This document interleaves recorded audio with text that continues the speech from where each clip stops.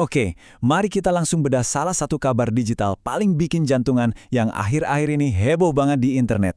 Di paparan kali ini, kita bakal kupas tuntas isu kebocoran data imigrasi. Kita akan saring mana yang fakta dan mana yang cuma sekedar fiksi. Isu ini benar-benar krusial, jadi ayo kita mulai. 34 juta. Coba Anda resapi angka itu sebentar. Ini bukan angka kecil loh. Angka raksasa ini mewakili jumlah catatan paspor warga negara Indonesia yang katanya, dan saya tekankan katanya, telah bocor dan dijual bebas. Buat banyak orang, ini bukan sekedar deretan angka statistik, ini soal privasi, identitas, dan keamanan yang tiba-tiba terancam. Nggak heran kan begitu berita ini keluar, kepanikan langsung nyebar kemana-mana. Nah, yang bikin isu ini langsung meledak adalah tiba-tiba ini terasa sangat personal. Ini bukan lagi soal urusan database nasional, tapi soal Anda. Gimana kalau ternyata nama Anda, tanggal lahir Anda, atau nomor paspor Anda sendiri yang lagi diobral di sudut gelap internet sana? Ketegangan inilah yang jadi fokus bahasan kita hari ini. Lewat penjelasan hari ini, kita bakal telusuri 4 hal utama. Rumor kebocoran data, tanggapan dan investigasi resmi, konsekuensi hukumnya, dan yang paling penting, cara melindungi diri Anda sendiri. Oke, kita masuk ke bagian pertama, rumor kebocoran data. Jadi gini, awal mula rumornya. Selain klaim 34 juta data paspor tadi, muncul juga desas-desus kalau 3 juta catatan e-visa juga diretas dan dijual di dark web. Konon katanya, paket data yang dijual ini super komplit, mulai dari nama, info paspor, sampai status visa pendatang. Skalanya tuh luar biasa gede, dan pastinya langsung memicu kepanikan besar di antara warga negara kita maupun pemegang visa asing. Sekarang di bagian kedua, tanggapan resmi dan investigasi dari otoritas terkait. Di tengah kepanikan itu, Direktur Jenderal Imigrasi Bapak Hendar Marantoko langsung ngeluarin pernyataan tegas. Beliau bilang, kami katakan itu hoax, sistem keamanan digital kami sudah cukup baik, kuat dan berlapis. Yang lebih menariknya lagi, dari hasil investigasi internal, ternyata akun yang pertama kali nyebarin isu ini tuh akun yang benar-benar baru dibikin. Jadi wajar kalau muncul kecurigaan adanya motif buat ngerusak citra layanan publik. Dan slide ini ngasih gambaran brilian buat misahin narasi ketakutan dan fakta di lapangan. Di sebelah kiri, itu narasi horor dari media sosial. Katanya ada peretasan langsung ke database. Tapi coba lihat yang di kanan. Temuan resminya beda banget.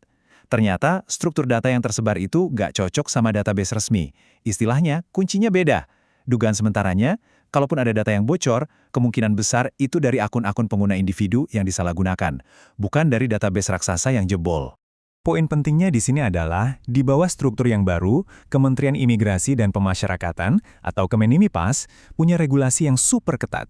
Mereka nerapin standar operasional yang berlapis buat mastiin kerahasiaan dan keamanan data kita tetap aman seiring dengan makin kencangnya layanan digitalisasi mereka. Tapi tenang, pemerintah nggak cuma ngebantah lalu diem aja loh. Badan Cyber dan Sandi Negara, atau BSN, langsung turun tangan. Mereka nggak mau ambil resiko sedikit pun dan langsung ngelakuin forensik digital yang mendalam buat nyari tahu sumber aslinya. Barengan dengan itu, mereka juga nge-upgrade sistem elektronik secara menyeluruh biar kejadian kayak gini bisa dicegah di masa depan. Lanjut ke bagian 3. Gimana dengan konsekuensi hukum dari sebuah kebocoran data? Kenalin, ini tameng hukum kita, Undang-Undang Perlindungan Data Pribadi, atau UU-PDP. Aturan ini dibikin dengan satu tujuan pasti, memaksa siapapun yang pegang data kita, baik itu instansi pemerintah atau perusahaan swasta, buat benar-benar jaga data tersebut. Kalau sampai lalai, siap-siap aja kena sanksi tegas. Kalau mereka gagal jaga data kita, angka ini yang bakal nyambut mereka. 6 miliar rupiah. Ya, Anda nggak salah dengar. Angka fantastis ini sengaja dipasang sebagai denda maksimal biar para pengelola data sadar betapa mahalnya konsekuensi finansial dari sebuah kelalaian. Dan hukumannya benar-benar nggak main-main, mulai dari ancaman penjara 4-6 tahun.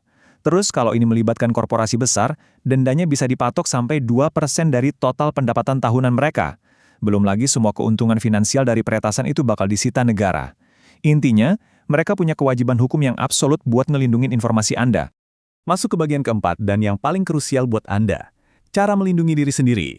Kalau dari tadi Anda mikir terus, apa yang bisa saya lakuin sekarang?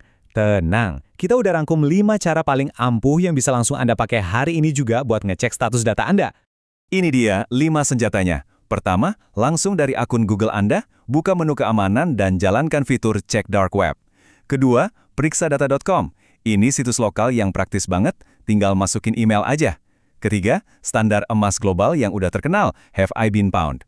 Keempat, ada F-Secure, cocok banget buat Anda yang ekstra waspada, karena mereka nggak bakal nyimpen email Anda sehabis dicek. Dan kelima, Di-hashed, buat Anda yang mau melacak lebih dalam pakai nama, IP, atau nomor telepon. Lacak jejak digital Anda pakai alat-alat ini. Terus, gimana kalau ternyata salah satu alat tadi ngasih tahu kalau data Anda emang bocor? Nah, ini rencana daruratnya. Nomor 1, please jangan panik. Panik cuma bikin kita gegabah. 2, langsung ganti password Anda saat itu juga. 3, lapor ke penyedia layanan terkait. Dan 4, kalau ini ada hubungannya sama finansial, jangan ragu buat sementara ngebekuin akun perbankan Anda. Ini langkah preventif yang wajib banget dilakuin. Dan kita sampai di penghujung penjelasan hari ini. Ya, pemerintah emang terus ngebangun benteng pertahanan lewat BSSN, imigrasi, dan payung hukum UU PDP. Tapi ingat, garis pertahanan terakhir privasi Anda ada di tangan Anda sendiri.